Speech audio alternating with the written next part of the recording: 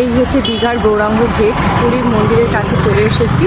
এই যে আমরা যাচ্ছি ওই দিক দিয়ে ঢোকার গেটটা। শেষমেশ আমরা ভোর 7:15 মন্দিরের কাছে চলে এসেছি। একদম ভোরবেলা আসার জন্য একটা জিনিস হয়েছে, পুরো নীরব নিস্তব্ধ ফাঁকা, কোনো ভিড় নেই। এখানে পা ধুয়ে নিই, দারুণ জায়গাটা। প্রতিদেব সামনে আছে, পুরীর আদলে তৈরি করা জগন্নাথ দেব। জয় জগন্নাথ। এই যে একদম মেন মন্দিরের কাছে চলে এসেছি। বাহ, অপূর্ব সুন্দর।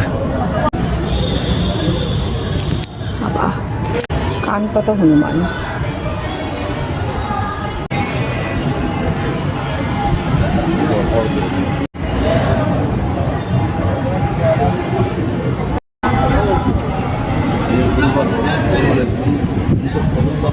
আজকে ভোরের আকাশটা এতটাই অপূর্ব, পুরো নীল আকাশ, পেঁজা তুলো, তার মাঝে আমরা জগন্নাথ মন্দির দর্শন করে এই বেরোলাম। কি অপূর্ব, দেখুন অপূর্ব সুন্দর করেছে মন্দিরটা। প্রসাদও খেলাম।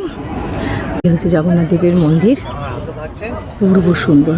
থেকে একটু নেই, দেখো দারুণ, খুব সুন্দর, খুব সুন্দর। এখন যেহেতু সকালবেলা, তাই লোকের ভিড়টা অনেকটাই কম।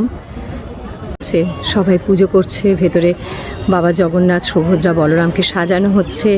আর ওই যে দূরে দেখা যাচ্ছে ওটাই রথ। কাছে যাব, চলো কাছ থেকে একটু দেখাবো। এই দেখো রথ সাজানো হচ্ছে। মন্দির তো ঘোরা হয়ে গেল, এবার রথের কাছটা একটু যাবো। রথটা কীরকম সাজিয়েছে সেটা একটু কাছ থেকে দেখাবো, যদি দেখাতে পারি, ওইদিকে যেতে দেয়। আর এবার তারপর এটা পুরোটা ঘুরে আমরা এখান থেকে বেরিয়ে যাব। অপূর্ব সুন্দর, অপূর্ব সুন্দর। কি দারুণ লাগলো ঘুরতে, মনটা ভরে গেল। সকালবেলা, ভোরের সকালটা দারুণ সুন্দর কাটলো।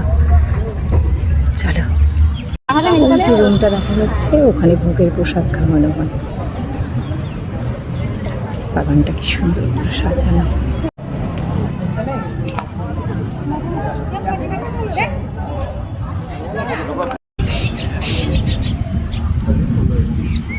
এবার বেরিয়ে যাওয়ার পথ আমাদের। এই হচ্ছে মন্দিরের বাহির পথ।